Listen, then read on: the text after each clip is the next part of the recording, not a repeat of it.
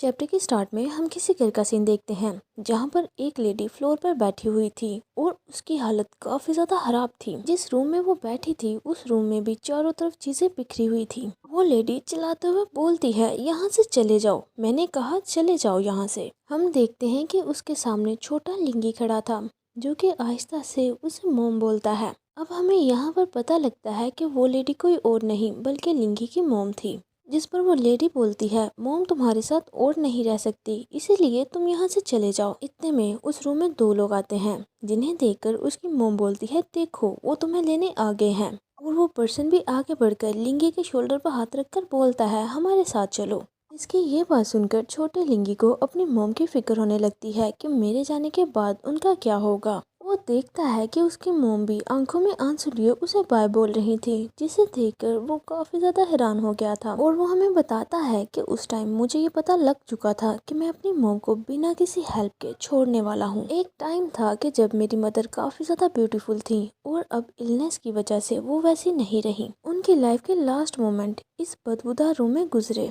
उनकी last hope मैं था और उन्होंने मुझे भी छोड़ दिया। छोटा लिंगी बार बार रोते हुए अपनी मोम को बुला रहा था, जिस पर उसकी मोम भी रोते हुए बोलती हैं, लिंगी किसी पर भी ट्रस्ट मत करना, दूसरों पर ट्रस्ट करने का ये नतीजा निकलता है।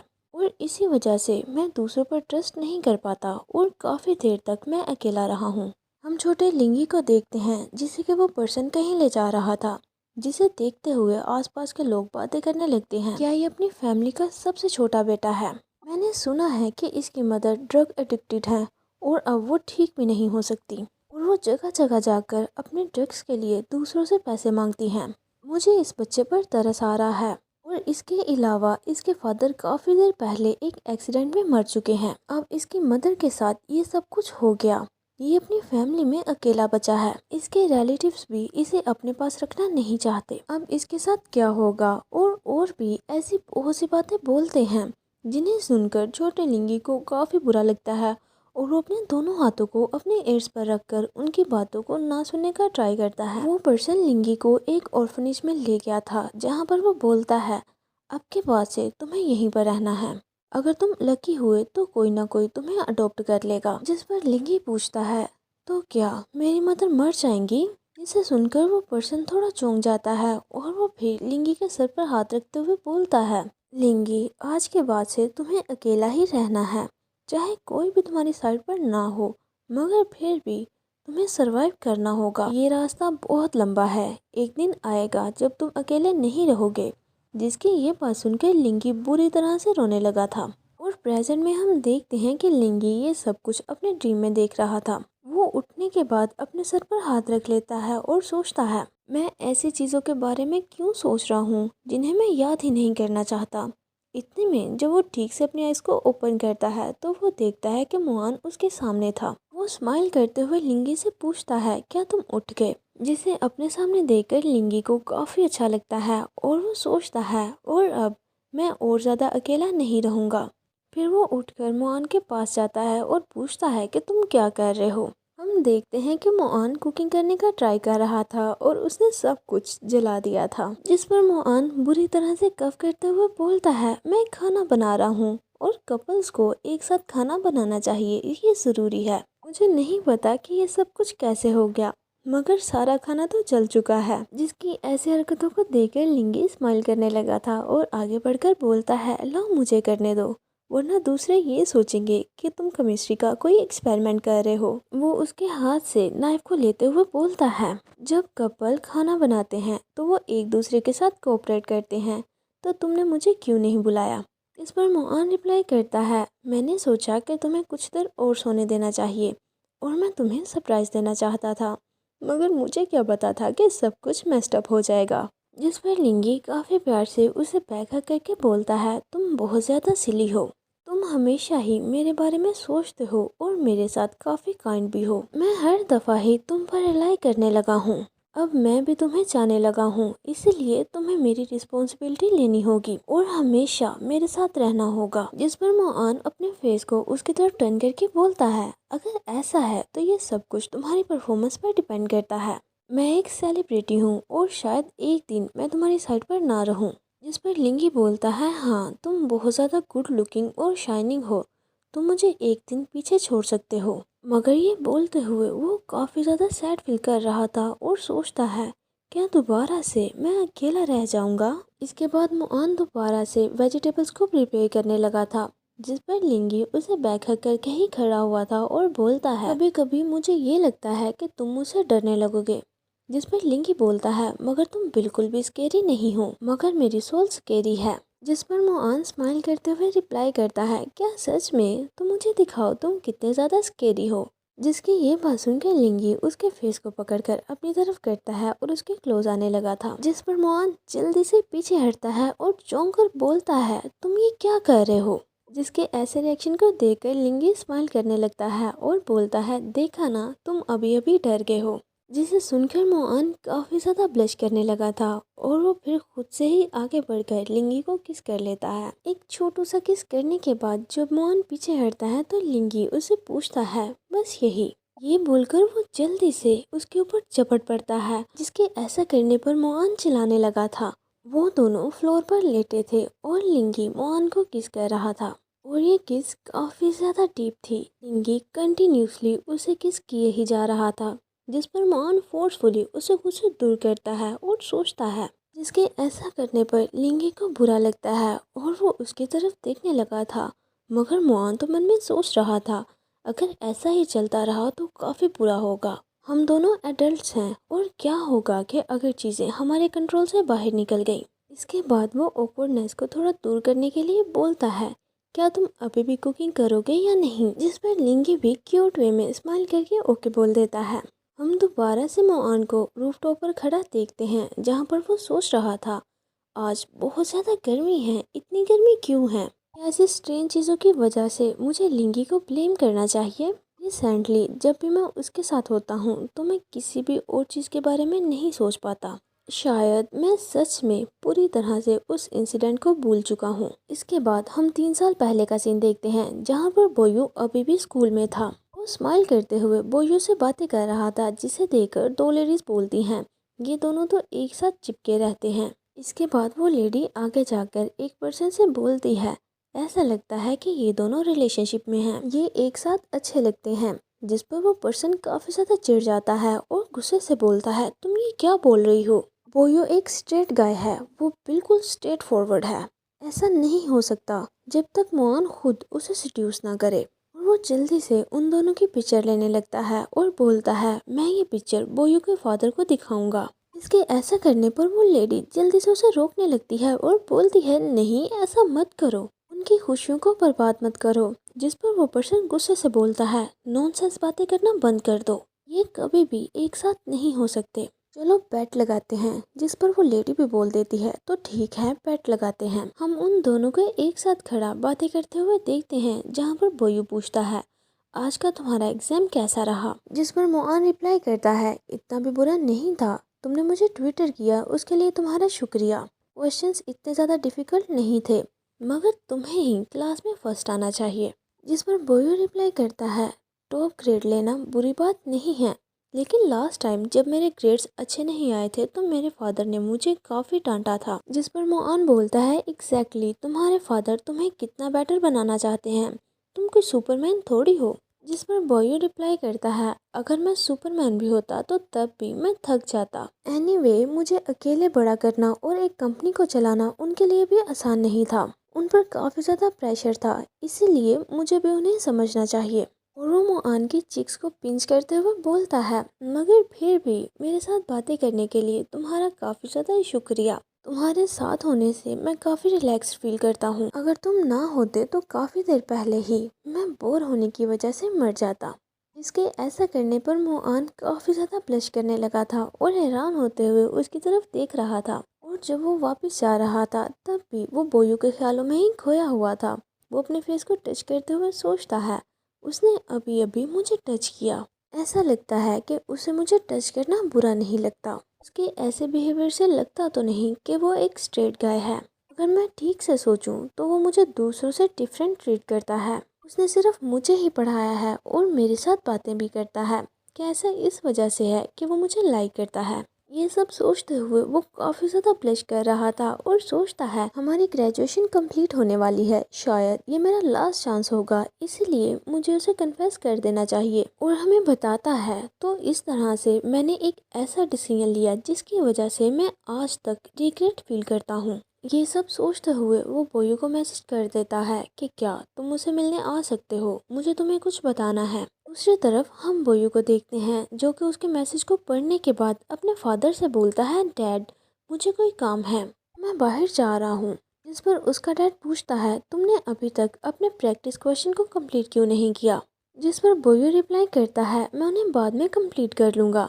मगर उसके डैड को तो काफ़ी ज़्यादा गुस्सा आ जाता है और वो गुस्से से एक बोतल को उठाकर जोर से बोयू की तरफ फेंक देते हैं और चिल्लाते हुए बोलने लगता है, जरा खुद को देखो, तुम स्कूल में दूसरों को बेवकूफ बनाते फिर रहे हो, तुम ट्यूटरिंग क्लासेस के लिए भी लेट हो और तुमने अभी तक अपना होमवर्क भी नहीं किया, तुम बस एक्सक्यूज बना रहे हो, तुम आहिस्ता आहिस्ता बेकार बनते जा रहे हो। और वो आगे बढ़कर बोयू को अपना मोबाइल दिखाकर बोलते हैं, और ये तुम्हें बाहर बुला रहा है, मैंने ठीक कहा ना, मैंने तुम्हें बोला भी था कि इस तरह के लड़कों के साथ मत फिरा करो, मगर तुमने मेरी बात सुनी ही नहीं। हम देखते हैं कि मोबाइल में बोयू और मुआन की पिक्चर थी जो कि उसी लड़के ने इसके फादर को सेंड कर दी थी। उसका फादर चिल्लाते हुए बोलता है, मैंने सुना है कि वो एक गे है, वो भी तुम्हें अपने साथ नीचे खींच लेगा, क्या तुम्हें नजर नहीं आ रहा। फादर की ये सारी बातें सुनकर बोयो को काफी बुरा लगता है और वो भी चिल्लाते हुए रिप्लाई करता है, बस बहुत हो गया, वो ऐसा बिल्कुल भी नहीं है। इसके बाद वो गुस्से से वहाँ से जाने लगा था और जाते हुए बोलता है कि मुझे अकेला छोड़ दे। जिस पर उसका फादर भी गुस्से से बोल देता है, अगर मैंने दोबारा तुम्हें उसके साथ देखा तो मैं तुम्हारी टांगे तोड़ दूंगा। मगर बोयू तो नहीं रुकता और वो वहाँ से निकल जाता है। घर से बाहर निकलने के बाद वो अपने सर पर हाथ रखकर सोचता है, अचानक से मेरा सर क्यों दर्द होने लगा है, आजकल मेरे इमोशंस मेरे कंट्रोल से बाहर निकल जाते हैं। जो भी हो, अभी मुझे जाकर मोआन को ढूंढना चाहिए। ये सोचकर वो उसी जगह पर पहुंच जाता है जहां पर मोआन ने उसे बुलाया था। मोआन पहले से ही वहां पर खड़ा था। उसे देखकर बोलता है, क्या तुम आ गए। जिस पर बोयो रिप्लाई करता है, हाँ काफ़ी लेट हो गई है, तुम मुझसे क्या कहना चाहते थे।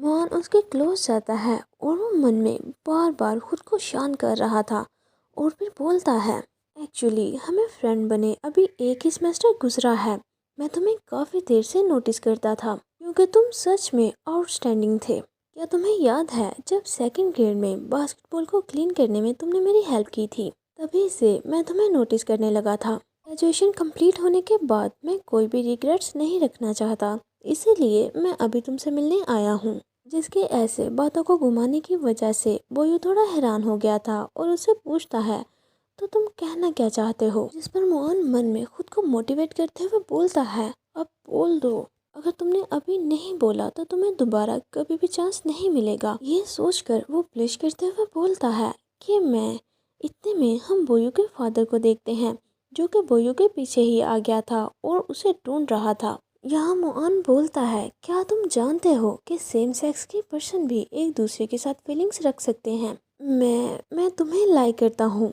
जिसकी ये बात सुनकर बोयू काफी ज्यादा शॉक हो चुका था और पूछता है, तुमने अभी अभी क्या बोला, क्या तुम्हें कोई मिसअंडरस्टैंडिंग हुई है, क्या हम दोनों फ्रेंड्स नहीं हैं। इसकी ये बात सुनकर मोआन की आंखों से आंसू निकलने लगते हैं।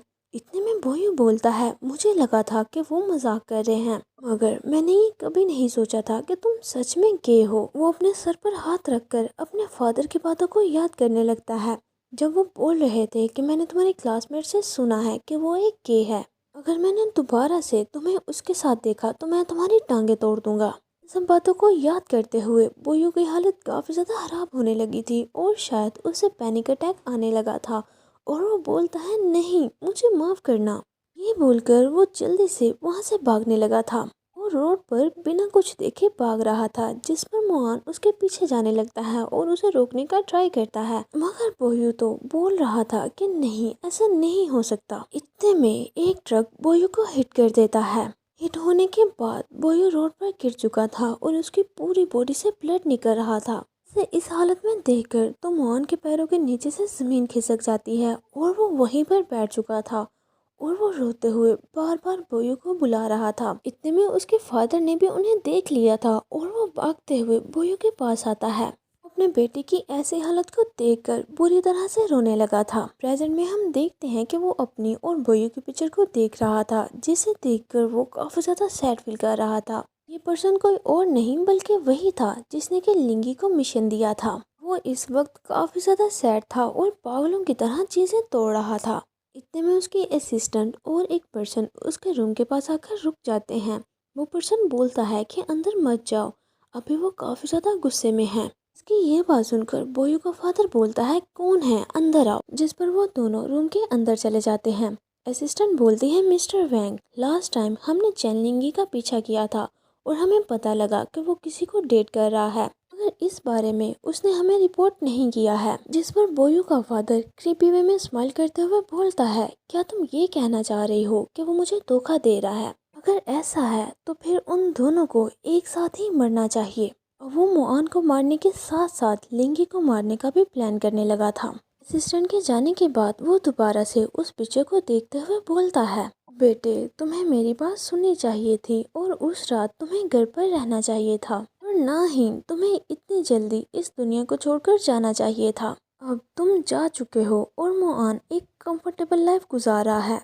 जब भी मैं उन चीज़ों के बारे में सोचता हूँ तो मैं सुकून नहीं कर पाता। उसने ये सब कुछ किया था और उसे इसकी पनिश मिलनी चाहिए। तुम फिक्र मत करो, मैं उसकी जिंदगी को मिजरेबल बना दूंगा। इसके बाद सीन दोबारा से मोआन और लिंगी की तरफ शिफ्ट होता है, जहाँ पर वो रूम की क्लीनिंग कर रहे थे। हर तरफ धूल फैली हुई थी, जिस पर मोआन कफ करने लगता है। लिंगी बोलता है, यहाँ इतनी डस्ट कैसे आ गई? क्या ये छोटा रूम एक स्टोरेज रूम है?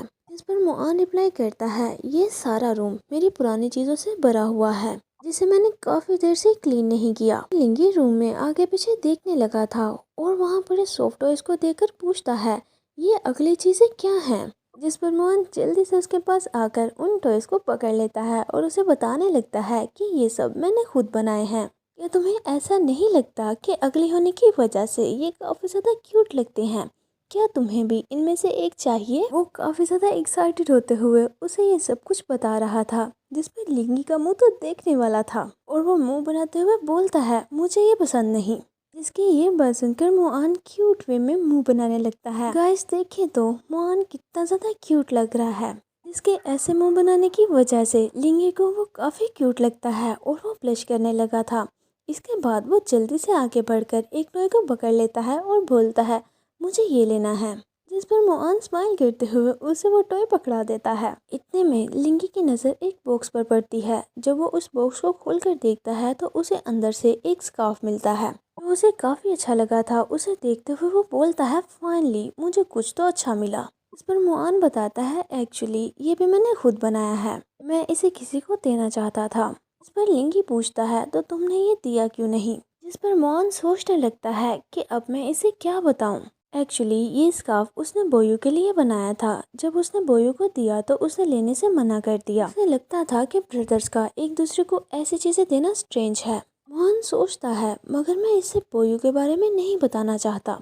अगर इसे पता चला कि मैंने इसे एक सब्स्टिट्यूट की तरह यूज करने का सोचा था तो इसे काफी ज्यादा गुस्सा आएगा। ये सोचते हुए वो लिंगी को बताने लगता है कि पास्ट में मेरे क्लासमेट ये बोलते थे कि मैं एक गे हूँ। आई गेस कि इसी वजह से वो मेरे कोई भी गिफ्ट को एक्सेप्ट नहीं करते थे। इसकी ये बात सुनकर लिंगी को बुरा लगता है और वो जल्दी से उस स्कार्फ को पहनकर बोलता है, शायद पास्ट में तुम काफी अपसेट रहते होगे। और उसे वो स्कार्फ दिखाते हुए बोलता है, देखो तुम किटिंग करने में सच में अच्छे हो। जिसने इसे एक्सेप्ट नहीं किया उसे चीजों की कोई समझ नहीं होगी। क्या तुम इस स्कार्फ को मुझे दे सकते हो? इसकी ये बात सुनकर मोआन को काफी ज्यादा अच्छा लगता है और वो सोचने लगता है, जब उसने इस स्कार्फ को बनाया था तो वो उसके सामने बैठकर प्रेयर्स कर रहा था और बोलता है, प्लीज प्लीज गॉड इस स्कार्फ को उसी पर्सन तक पहुंचा दो जिसे मैं सच में लाइक करता हूँ। जिसे याद करके मोआन स्माइल करने लगता है और उस स्कार्फ को टच करके सोचता है, शायद अब मेरी विश पूरी हो गई है, और बोल देता है कि ये स्कार्फ मैं तुम्हें दे रहा हूँ। जिस पर लिंगी काफी ज्यादा खुश हो जाता है। वो बिल्कुल एक क्यूट पपी की तरह लग रहा था और स्माइल करते हुए मन में सोचता है, ये सब कुछ बोलने के लिए तुम्हारा शुक्रिया। इसके बाद हम देखते हैं कि वो दोनों एक साथ ऑफिस गए थे और लिंगी ने अभी भी उस स्कार्फ को पहना हुआ था, जिसे देखकर उसका असिस्टेंट चौंक जाता है और बोलता है, अभी इतनी ज़्यादा ठंड तो नहीं है कि तुम्हें स्कार्फ पहनना पड़े। जिस पर लिंगी स्माइल करते हुए उसे बताने लगता है कि ये स्कार्फ मेरे पार्टनर ने मेरे लिए बनाया है, क्या ये अच्छा नहीं है? इसकी ये बात सुनकर मोअन चौंक जाता है और असिस्टेंट भी हैरान होते हुए बोलता है, पार्टनर क्या तुम्हारी कोई गर्लफ्रेंड है? फिर तो तुम्हें अच्छे से उसे चेरिश करना चाहिए। असिस्टेंट की ये बात सुनकर लिंगी भी मोअन की पुट पर हाथ रख देता है और बोलता है, हाँ मैं ऐसा ही करूँगा। इसके अचानक से ऐसा करने की वजह से मोअन काफ़ी ज़्यादा चौंक जाता है और उसे मना करने के लिए कफ करने लगता है। इस वक्त मोअन का फेस तो देखने वाला था, जिसके ऐसे एक्सप्रेशंस को देखकर असिस्टेंट सोचने लगता है, इसके एक्सप्रेशन इतने स्ट्रेंज क्यों लग रहे हैं। फिर वो बोलता है, बॉस यहाँ आए, मुझे आपका साइज मेजर करना है। क्लोथिंग डिपार्टमेंट को आपकी लेटेस्ट मेजरमेंट चाहिए। ये बोलकर वो एक मेजरिंग टेप को निकाल लेता है और मोअन के साइज को मेजर करने लगा था। ये करते हुए वो मोअन के काफी ज्यादा क्लोज था और उसे बोलता है, जी सैंडली आपने वेट तो नहीं गेन किया, आपका वेट तो पहले जितना ही है। जिन दोनों को इतना ज्यादा क्लोज देखकर अब लिंगी तो जेलस होने लगा था, जिस पर वो जल्दी से आगे बढ़कर असिस्टेंट को मोअन से दूर कर देता है और बोलता है, मैं मेजरमेंट ले सकता हूँ। जिसके ऐसे करने पर अब असिस्टेंट को भी काफ़ी ज़्यादा गुस्सा आने लगा था और वो मन में सोचता है, ये इस तरह से बॉस को क्यों देख रहा है? या ये कहना चाह रहा है कि मैं बॉस को टच नहीं कर सकता?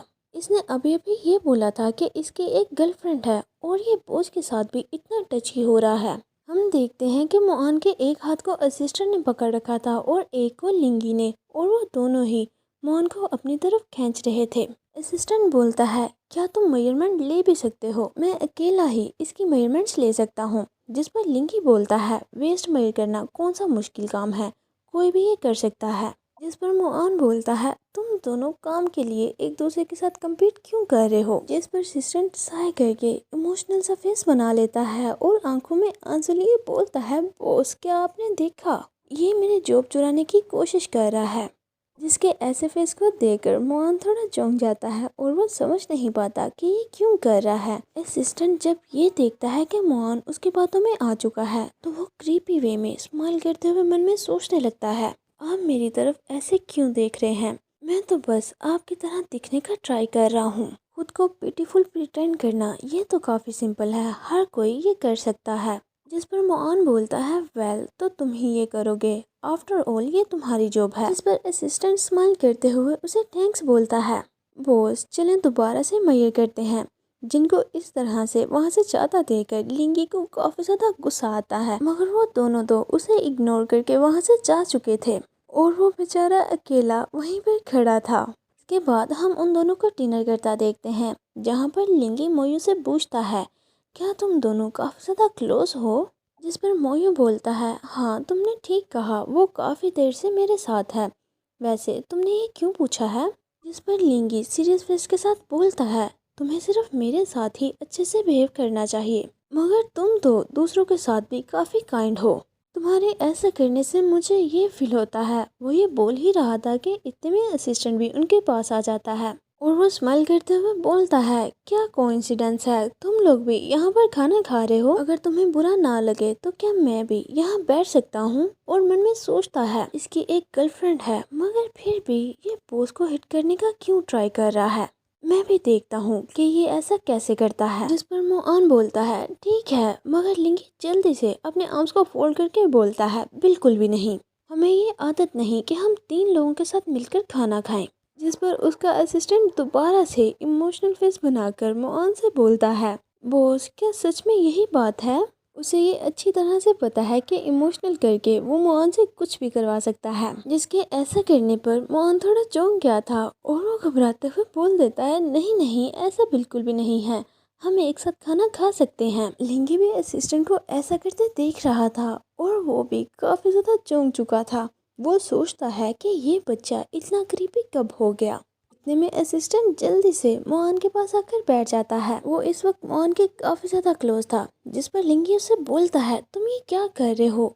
ये एक डाइनिंग टेबल है, ना कि हंटिंग हाउस, तुम इतना क्लोज क्यों हो? जिस पर असिस्टेंट मोअन की तरफ देखते हुए बोलता है, सॉरी बॉस, ये सीट से थोड़ी छोटी हैं, मेरे यहाँ बैठने से कोई मसला तो नहीं?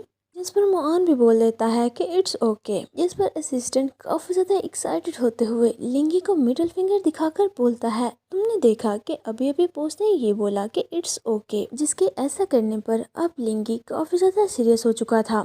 असिस्टेंट दोबारा से स्माइल करते हुए बोलता है, जब से लिंगी आया है तब से मैंने एक दफा भी बॉस के साथ खाना नहीं खाया, ये काफी ज्यादा स्ट्रेंज है। चल लिंगी, क्या तुमने बॉस को कोई लव पोशन दिया है? ऐसा लगता है कि तुम दोनों एक साथ हो। ये बोलकर वो हंसने लगा था, जिसकी ये बात सुनकर वो दोनों बुरी तरह से चौंक जाते हैं। जब लिंगी उसे कोई रिप्लाई नहीं करता तो असिस्टेंट मन में सोचता है, अब तुम बोल क्यों नहीं रहे, और वो भी थोड़ा चौंक कर पूछता है, क्या कहीं ऐसा तो नहीं कि तुम दोनों सच में एक साथ हो? वो ये बोल ही रहा था कि इतने में मुआन जल्दी से उसके मुंह में फूट डाल देता है ताकि वो कुछ और ना बोल सके, और वो थोड़ी ऊंची आवाज के साथ बोलता है, ऐसा कैसे पॉसिबल है, तुम ये क्या बोल रहे हो?